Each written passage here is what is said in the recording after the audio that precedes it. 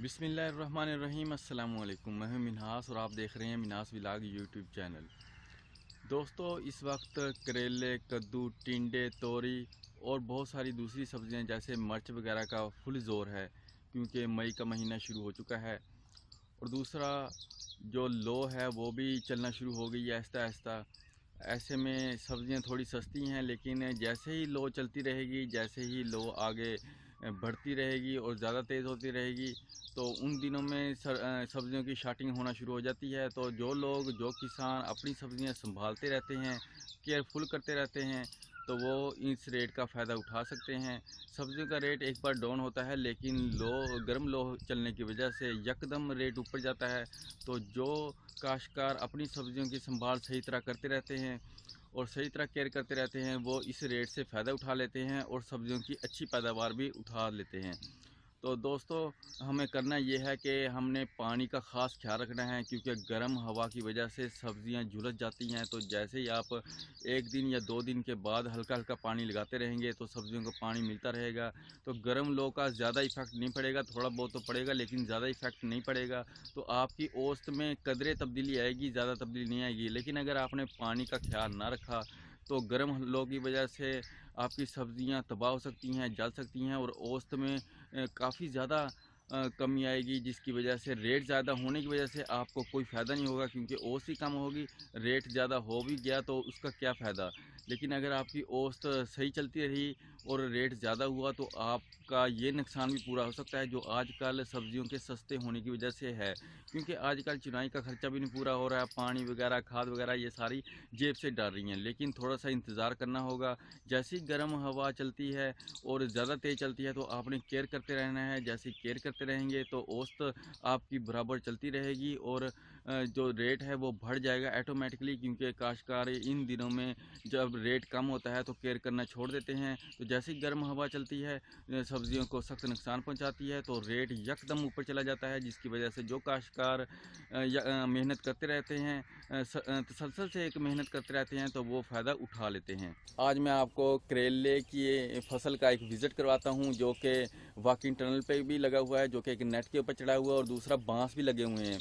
मतलब दो शेप में ये नेट तैयार किया गया है। इस क्रॉप को, करेले की क्रॉप को, दो तरह के शेप में चढ़ाया गया है। एक तो बांस सीधे लगा के ऊपर चढ़ाया गया है, दूसरा इसको वॉकिंग टनल जो होता है उस पर जाल लगा के चढ़ाया गया है। ये नेट पे करेले की बेलें आपको मेरी बैक साइड पे नज़र आती होंगी, जिसमें जाल भी लगा हुआ है जो बांस के ऊपर है, और दूसरा वॉकिंग टनल के ऊपर भी नेट लगा हुआ है। आइए मैं आपको विज़िट कराता हूँ और करेले की फसल भी दिखाता हूँ।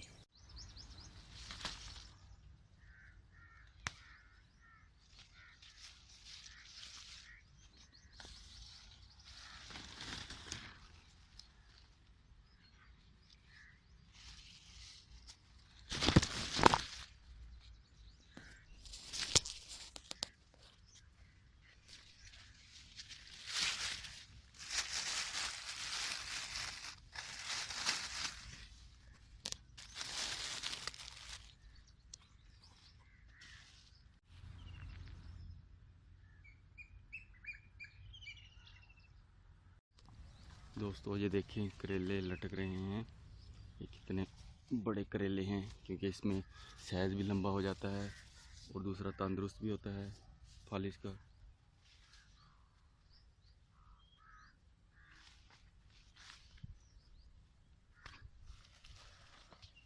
देखिए दोस्तों, ये करेले की फसल है जो कि नेट चढ़ाया गया है। इसके बाद ये वायर लगाई गई है। ये वाली वायर है, ये जस्त की वायर है, ताकि इसको जंग ना लगे। दूसरा, ये करेले की बल्लें जो हैं ऊपर चढ़ी हुई हैं। करेला लग रहा है, चिनाइयाँ भी चल रही हैं इसकी। देखें, नेट पे चढ़ाने का फ़ायदा ये होता है कि ज़मीन पे पड़ा रहे तो बारिश का पानी आएगा, वो गल जाएगा।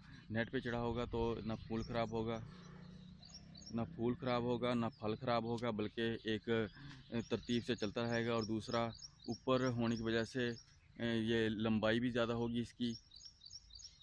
और दूसरा, फूल फल ख़राब नहीं होगा, चिनाइयाँ जल्दी होंगी और नज़र आएगा। जो कि चिनाई करने वाले हजरात होते हैं उनको आसानी से नज़र आएगा और चिनाई कर लेते हैं। और दूसरा, इसमें ओस में भी खातर ख्वाह इजाफा होता है। करेला लगा पड़ा है। ये प्लास्टिक का नेट होता है जो कि बिछाया जाता है एक जस्त की तार के ऊपर। जो जस्त की तार होती है वो पूरा वज़न बर्दाश्त करती है। ये करेले का नेट है। एंड में इसे यहाँ से लपेट के बांध के फिर उसे टायर के साथ बांध दिया जाता है। दोस्तों इस तरह बांस पे करेला लगाया हुआ है। बांस पे भी ज़बरदस्त है, देखें शेप वगैरह देखें। और दूसरा यह बेस्ट तरीका है, ये बांस गाड़े हुए हैं ज़मीन में, दूसरा वलें ऊपर चढ़ी हुई हैं। बहुत ही ज़बरदस्त तरीका है ये नेट वाला। देखिए करेले की लंबाई देखें, लेंथ वगैरह खूबसूरत है। करेला भी खूबसूरत है, फसल भी खूबसूरत है, फ्लावरिंग अच्छी खासी खड़ी है। दूसरा ज़बरदस्त फसल खड़ी है, फ्रूटिंग भी आ रही है। देखें फ्रूटिंग भी ज़्यादा है, लेकिन शेप भी अच्छी है। छोटे छोटे करेले लग रहे हैं और फ्लावरिंग भी बहुत ज़्यादा है।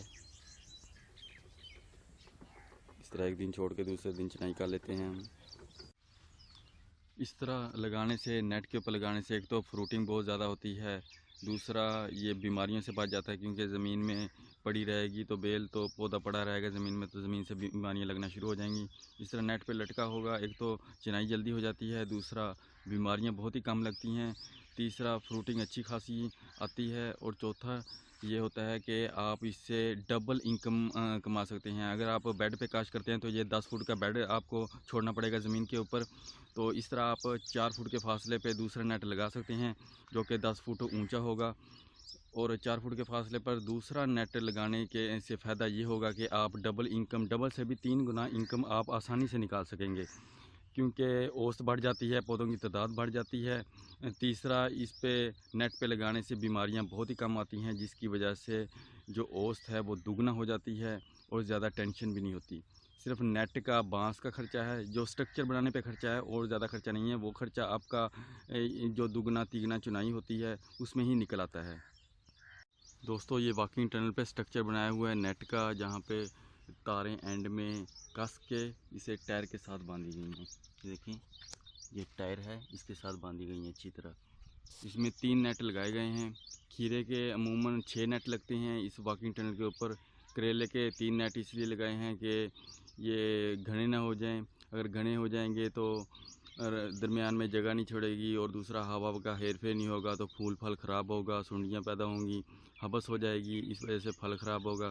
तो इसलिए 3 नेट लगाए हैं जो कि आसानी से चिनाई भी हो सकती है, स्प्रे भी हो सकती है, और दूसरा फल वगैरह भी ठीक रहता है, फूल वगैरह सही रहते हैं, झड़ते नहीं हैं, हबस वगैरह नहीं होती। दूसरा ये बांसों वाला टनल है जो कि ऊपर को जा रहा है सीधा ही। ये थोड़ा सा खर्चा कम हो जाता है, लेकिन नाजुक भी है। आंधियों तूफ़ान के अंदर ये खड़ा नहीं रह सकता, ये गिर भी सकता है। दूसरा ये खर्चा, एक्सपेंसेस इस पे कम है, बहुत ही कम है वॉकिंग टनल की निस्बत। ये सीधा जाता है, और दूसरा इस पे ओस भी ज़्यादा आती है वॉकिंग टनल की निस्बत। इसमें ओस भी ज़्यादा आती है क्योंकि इसमें हवा का हेर फेर ज़्यादा होता है, हवा मिलती है, खुली हवा में रहता है, फल फूल भी ज़्यादा लगते हैं, तो इसमें ओस भी ज़्यादा आती है। तो ये बांस के ऊपर चढ़ाया गया है, इसे भी एंड में तार से अच्छी तरह कस के ये टायर के साथ बांधा गया है। टायर मजबूती से बहुत ही गहरे गाड़े गए हैं ताकि ये हिल ना सकें, बारिश आए, आंधी आए तो ये उखड़े ना अपनी जगह से और मजबूत रहें।